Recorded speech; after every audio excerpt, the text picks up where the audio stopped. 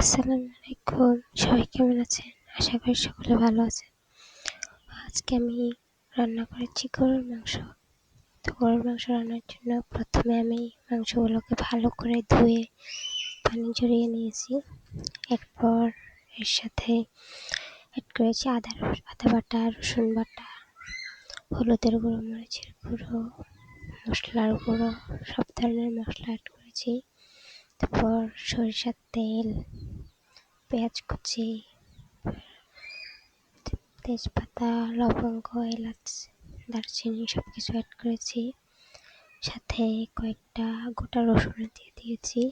গোটা রসুনটা দিলে ফ্লেভারটা অনেক ভালো আসে। তারপর ভালো করে এগুলোকে হাত দিয়ে ম্যারিনেট করে নিয়েছি।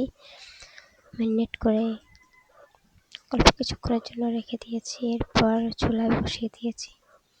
চুলায় বসানোর পরে এগুলোকে ভালো করে কষিয়ে নিয়েছি। মাংস থেকে যে পানি বের হয়েছে ওই পানি দিয়ে তারপর ভালো করে কষানোর পরে এর সাথে পানি অ্যাড করেছি আর কিছু আলু।